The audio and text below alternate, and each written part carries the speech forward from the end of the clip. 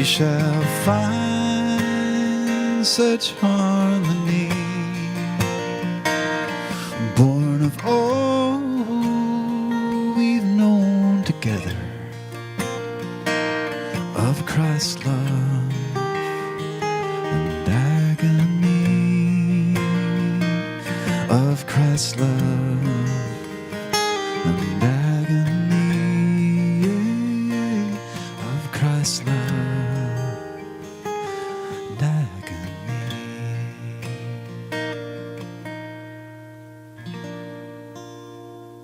And so it is.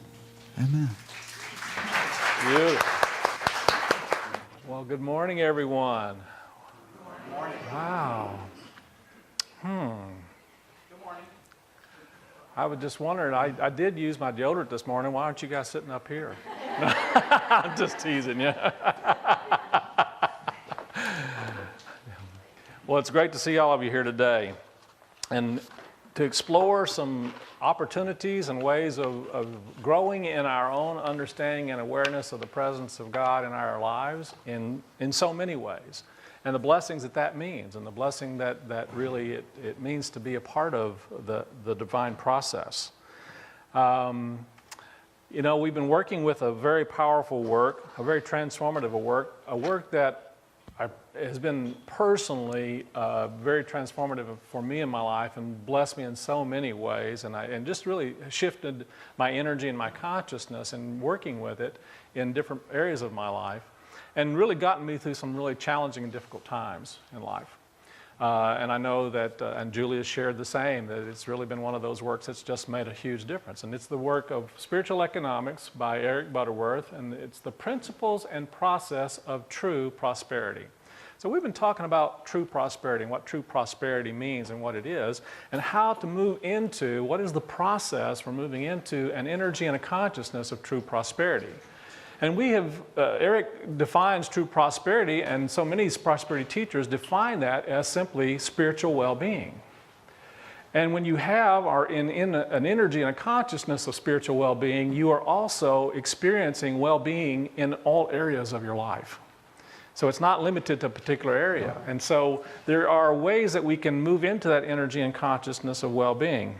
And of course, as I look at different ways of understanding, I always like to kind of bring some humor into these lessons. And one of the things I shared early on is I began looking at different stories and jokes and things that I could tell about prosperity. What I really found were there are not a whole lot of them. There are really a lot of them about lack and limitation, aren't there? But that can be a lot of fun also. It can be funny when we can look at those things and realize that we are a lot of the things that we buy into are actually pretty funny in life. They don't feel funny when we're in the middle of them, but they can be really funny when we really recognize and move through them. I came across this wonderful story from Susan Riley in Reader's Digest, and she says, now that my mother has a fax machine, I fax my correspondence to her instead of using the post office. And although I've told her many times that it's faster and less expensive, a less expensive way to communicate, she continued to keep mailing me weekly and letters, you know. And so on my last birthday, however, she showed that she now really fully grasped the benefit of the technology. She faxed me a $100 bill. And with a note that said, "Happy birthday, you're right, it is cheaper."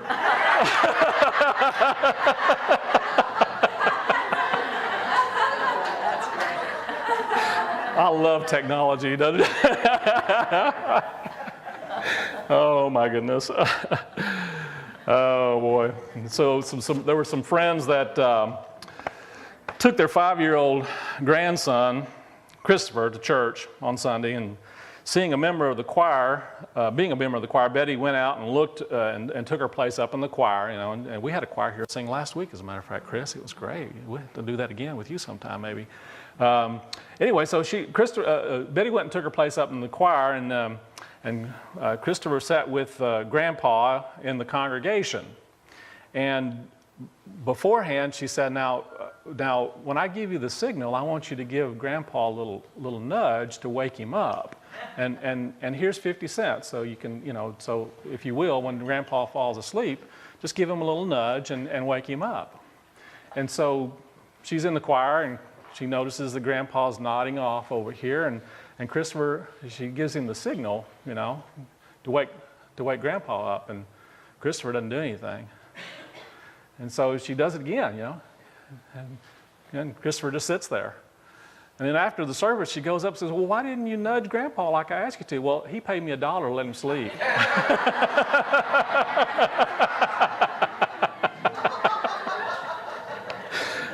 Grandpa's no dummy. Oh boy. So, I think it's valuable and important for us to have fun with a lot of this stuff. And so I like a lot of these things that kind of remind us to take things lightly. Last week, one of the things that we sang this wonderful song from Sean of Don't Take Yourself So Serious, Lighten Up, And so it's really important to lighten up a lot of times. So I came across this quote from Pete DuPont. He said, economists are the people that the Lord put on earth to make astrologers look good.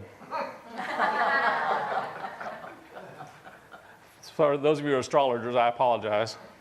Those of you who are economists, I don't. I'm sorry. I'm just kidding. And then I love this one from Jackie Mason. He says, I have enough money to last me the rest of my life if I don't buy anything. Well,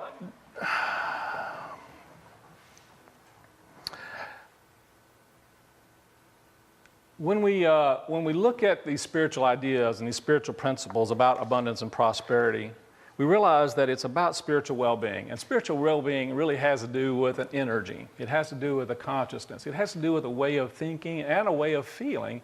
And it has a way of being and showing up in life and in the world. It is a way of really helping us to move into and back into the flow of our connection with the essence of who and what we are, with our true being.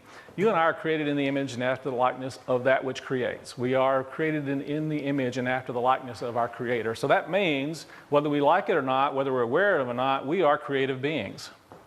And we're in that process right now. And so this is an important, valuable principle for us to recognize that we are participating in creation, always, consistently, all the time. You're doing it right now. Whether you realize it or not, we are in the process of creating. And what we are seeing and experiencing in our life and world right now is the result of what you and I have already participated in creating. One of the ways I talk about this is that we have either created it, we've promoted it, or we've allowed it in our life. So it may not be a conscious thing that we've done, but we have participated on some form in some way. And it's valuable for us to begin to recognize that.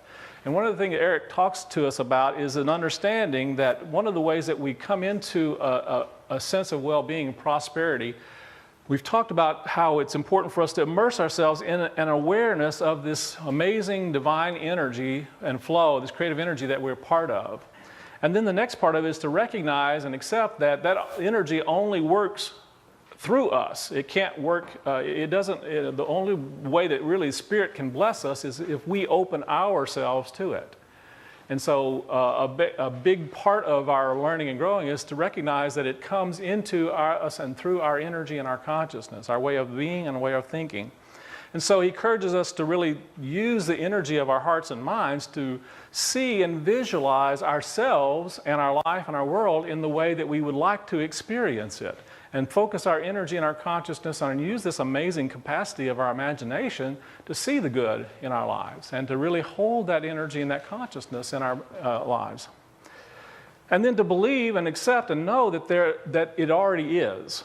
It's kind of the recognition that Jesus said, to him who has, more shall be given.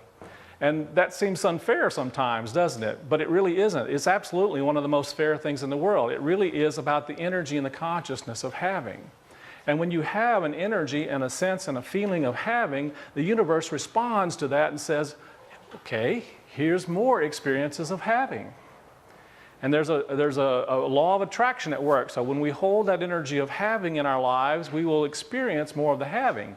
And interestingly enough, we have sometimes get caught up into a belief system that says that we need to practice a lot of getting in our lives. That's what the world pretty much teaches us, isn't it? Our community, usually in this culture especially, there's a lot of emphasis on getting and acquiring, isn't there? And interestingly enough, the very energy of trying to get and acquire is kind of the opposite of the energy of having. You realize that? And so one of the things that we're telling the universe when we move into an energy of getting, we are actually moving out of an energy of an experience and a flow of having. And so the universe, spirit, God, divine, the divine principle at work, when you get into an energy of getting, you are telling the universe, I don't have. And the universe says, oh, you don't have? It sounds like you would really like to experience some more I don't have. Here, have some more I don't have. Doesn't seem fair, but it is. It's amazingly fair, to be honest. And part of our work is to shift that understanding and shift that awareness, to shift that energy. And stop looking at the appearances out there and recognize that we are a part of a divine flow. And when you begin to look at that, we develop an attitude of gratitude. An attitude of gratitude not only for what is, but an attitude of gratitude for the possibilities that are already waiting, kind of knocking at the door of our consciousness, trying to come through when we open our awareness to it, right? And so Eric gives us a part of our work is to really develop that energy and that consciousness of gratitude. Gratitude is one of the most valuable ways we can really build up a consciousness of having and experiencing that. And that we put out that energy into the universe, and through that law of cause and effect, through the law of giving and receiving, we receive back that same kind of energy of having more to be grateful for. The more that we experience the energy of gratitude, the more we find that the universe opens up our blinders so that we can see the amazing blessings that are already available to us. And then, one of the things we talked about, and we're going to talk about this a bit more, is that it's important for us to really align ourselves with the understanding that we are a part of that creative process, and that all of the gifts that we are and all that we have to be given in order for us to really benefit from the experience and the blessings of those. So we have to share our gifts and talents in our world and find the ways through our work and through the ways that we show up in the world of how we can express more of who and what we've come here to be, and share those gifts and talents out in the world in a way that really is making a difference for those around us.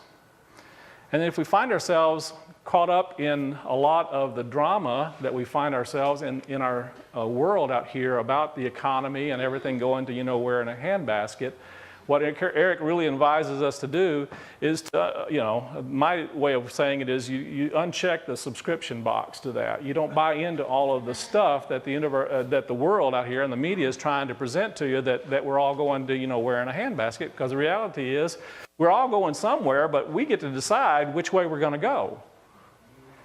Isn't that true? We get to participate in whichever way we choose to follow. So the other thing that he talks about is giving up this need, this belief system that somehow that out here in the world is our security, like even our jobs. One of the things he says, there really is no security in a job. Do you realize that? That may be frightening for some people, but I'm going to suggest to you there really is no security in your job. I can assure you that I've had a few of the jobs that I thought were my security and they really weren't. And I found out, that they weren't. I'm sure others have had that same kind of experience. And so what he's really telling us is remember where your source is. Remember where your true source is, where your real security lies. That really does lie in that understanding of God as our source, that God is the infinite supply of all good. And then one of the things we talked about last week, and this is one that I think is really a very important and valuable one for us to experience overall well-being, is to recognize that God is everywhere present. Everywhere present. In all aspects of our lives, that this creative principle is always at work. It's always in and through everything, including our finances. We have a tendency to separate that out. And I'm going to suggest to you that God is present in our finances, that the divine creative process is involved in our money, And what Eric encourages us to do is to basically clean up our relationship with our money.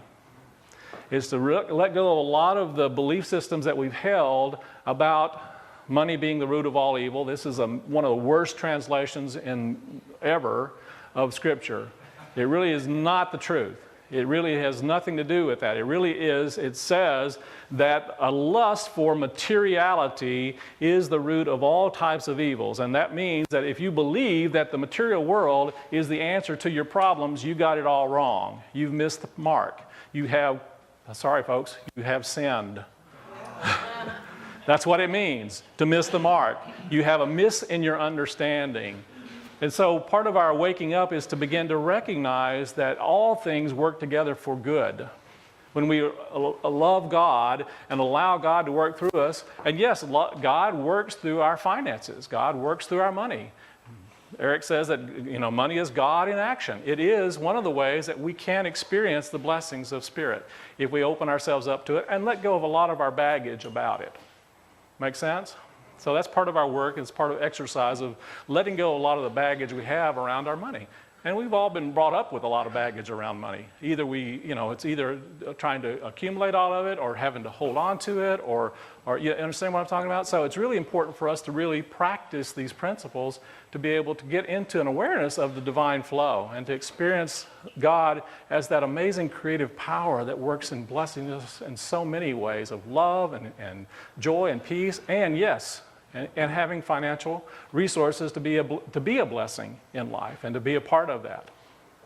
There's energies that we have about abundance and financings, and it's important to us to move out of the energy and the belief system of striving with these things, which I call the struggling energy. Moving from struggling and striving into an energy of what I call surviving, which is having enough. And that's a good place to be compared to the struggling, wouldn't you agree? And that's part of what we need to move through, is move from the place of struggling with all this stuff into a place where we really do get that awareness that we have enough.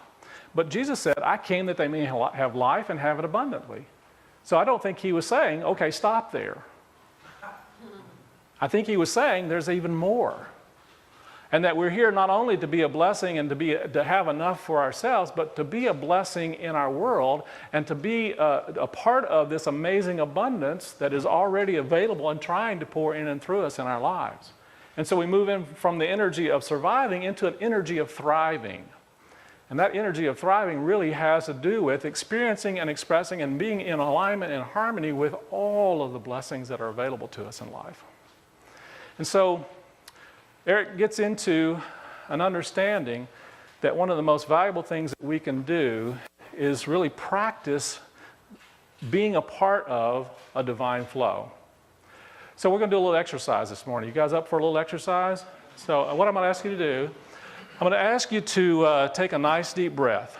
You ready? Take a nice deep breath and just hold it. And then just breathe in a little bit more. And hold it. And then breathe in just a little bit more and hold it. And it's a little bit more and hold it. And just a little more and hold it. Anybody turning blue yet? Isn't that amazing? Now, how many of you really wanted to keep doing that? Well, I'm going to suggest to you that's one of the things that we have a tendency to do when we find ourselves in a place of fear and lack, isn't it? We do that with so many things in our lives. We do that with love. We do that with our relationships. We do that with money. And if we do that, what are we doing? Are we really experiencing the abundance of life? Are we really experiencing the divine flow? I'm going to suggest to you that that's one of the ways that we tend to automatically respond when we get into an energy or a thought or a belief system of lack. It is to contract and to constrict and to draw in and to hold. And that actually is one of the very things that blocks us from experiencing abundance in life. Does that make sense? So to really experience abundance, everybody take a nice deep breath. And then breathe it out as far as you can blow. Just breathe out as much as you can of it. And then take another nice deep breath. And see if you can blow out even more. Feels a little different, doesn't it?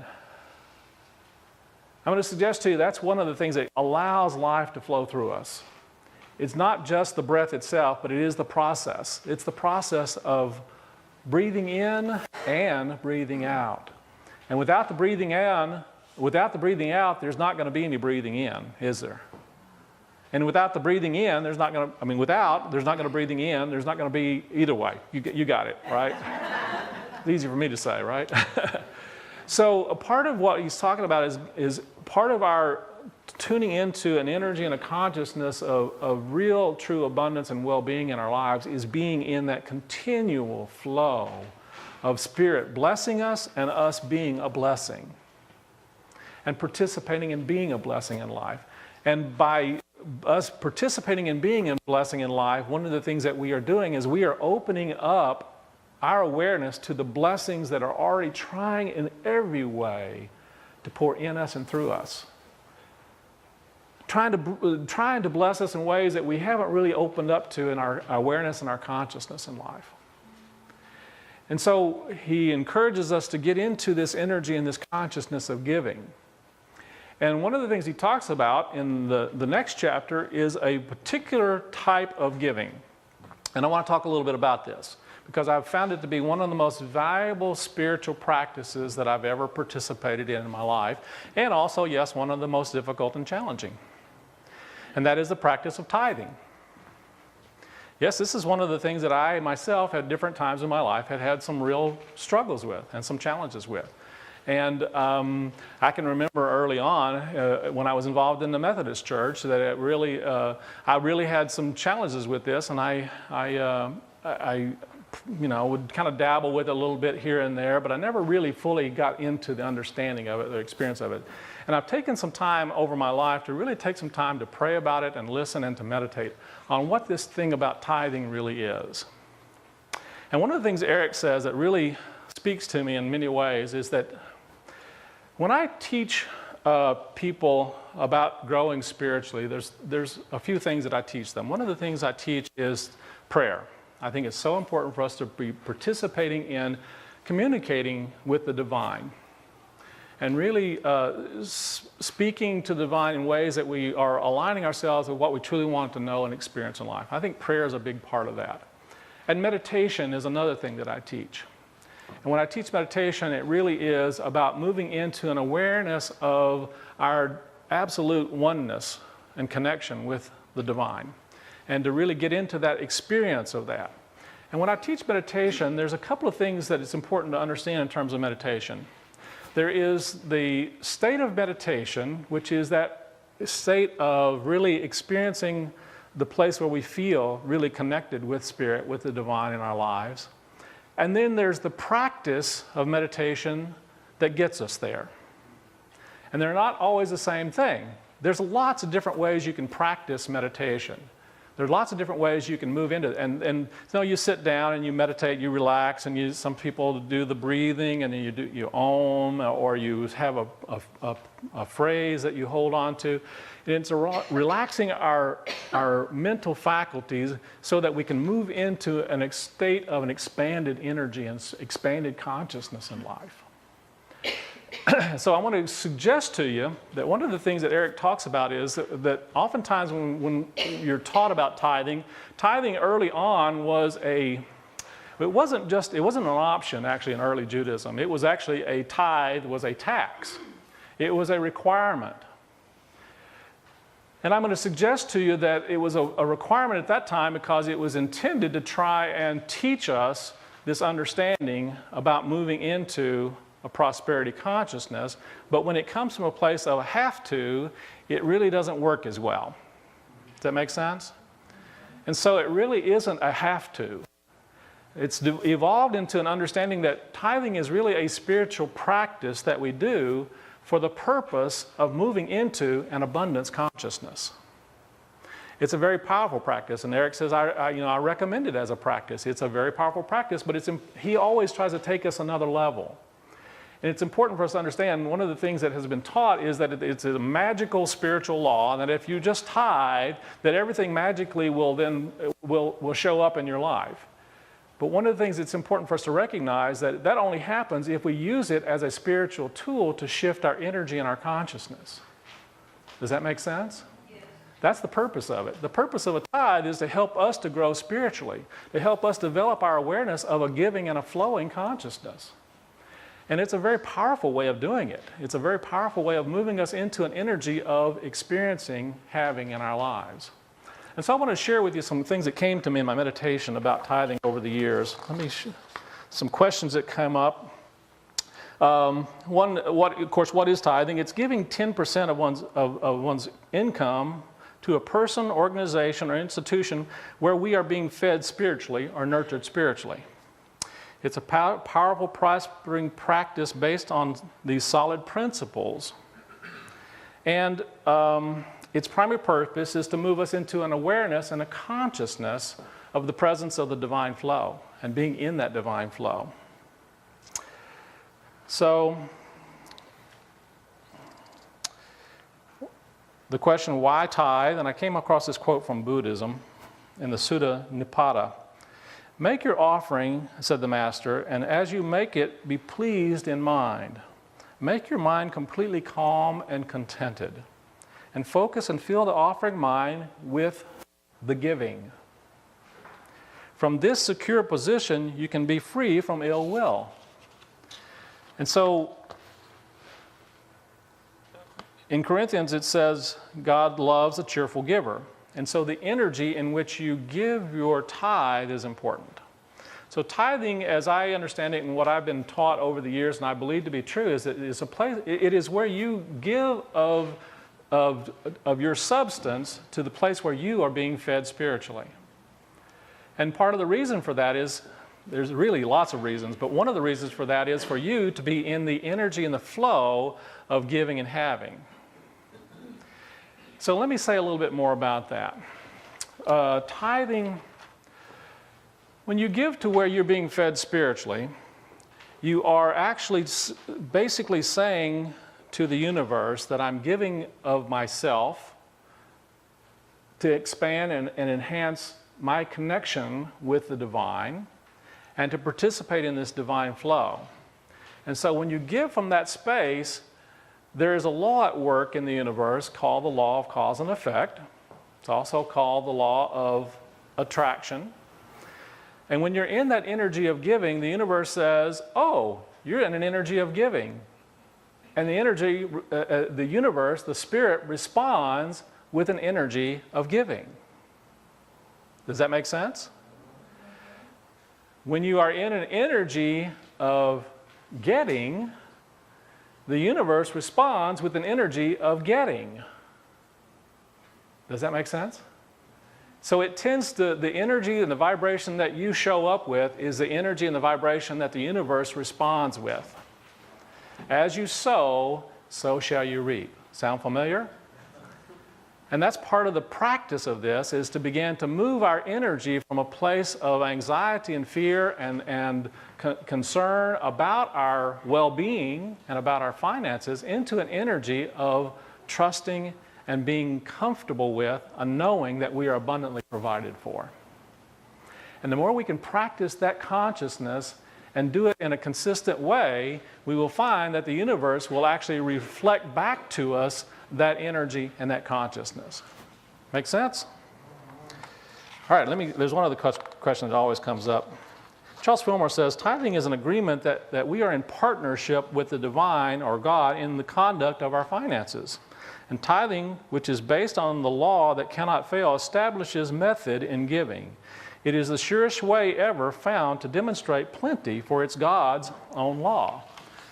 So he's saying that basically that it's one of the things Eric says, it kind of puts it very bluntly, tithing itself is not a spiritual law. Do you realize that? I know there are a lot of teachers have said that it is a spiritual law.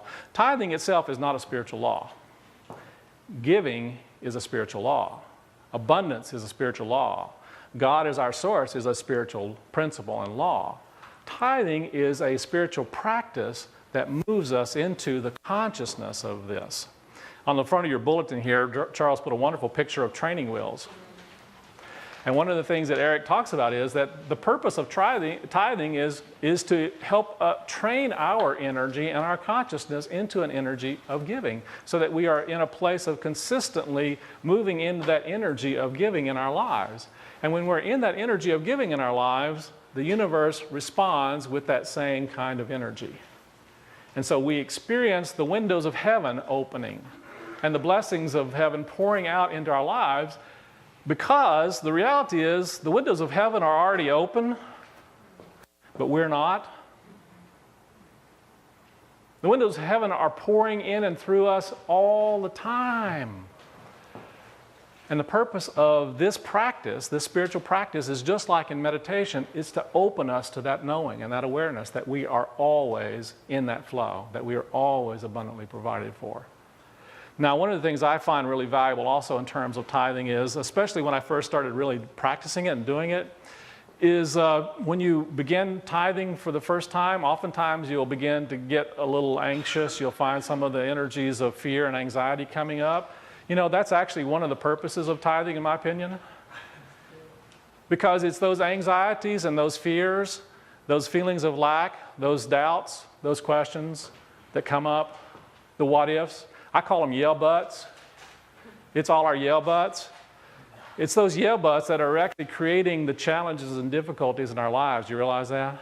It's those fears of lack. It's those fears and anxieties that create more of that experience and of having more fears and lack.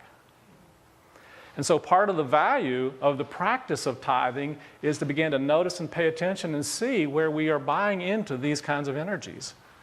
And if we can begin to shift those anxieties and fears, what you will find is if we can move those out of the way, and there are lots of different ways of doing that. I love just doing denials and affirmations and say, you know, that really isn't true. I'm not going to starve on the street. I may feel like I am. I may be afraid I am, but I'm really not. If you can really begin to rationalize and talk to yourself out of those anxieties and fears, you will find that you get into a place of really assurance and faith, that knowing that all is well. And the more you move into that energy of all is well, the universe responds and says, yes, you're absolutely right. All is well. So these are some of the ideas and thoughts I wanted to share with you about this very valuable and powerful spiritual practice. And I'm not trying to talk you into it. I'm just saying, open your awareness to the possibility that this might be something worthwhile for you. It might open your consciousness to a level that you never really thought possible. Now, one of the things I'll share with you is I know that there's a number of people in this group that practice the principles of tithing and can tell you lots of amazing and wonderful experiences that they've had of this opening them up to new possibilities of good in life. And I feel I would be remiss if I didn't share with you this amazing spiritual practice and principle in your life. So if you'd like to know more about and have some really great information about the practice of tithing in your life, there's two great works. One, this one talks really about the understanding of moving into a consciousness of giving, and this gives you some really very practical question and answers about the spiritual practice of tithing. And it's called The Four Spiritual Laws of Prosperity, A Simple Guide to Unlimited Abundance by Edwin Gaines. I highly recommend both of these works. So, that's kind of what I wanted to say. There's a lot more I could say about tithing, but I do want to leave you with Catherine Ponder. Catherine Ponder is one of my great inspirations in terms of prosperity also. She says one of the most scientific, businesslike, and spiritual ways of sharing is through the act of tithing 1/10 of one's gross income to God's work. Systematic giving opens the way to systematic receiving. Systematic giving opens the way to systematic receiving. So I want you to take some time to reflect on that this week. Have some fun with it. Again, don't take yourself too seriously. But have fun with this and just move into this as an exploration, as a possibility of opening to an even greater experience of the blessings of life. And that's what I wanted to say with you today. All right, let's move into our meditation time.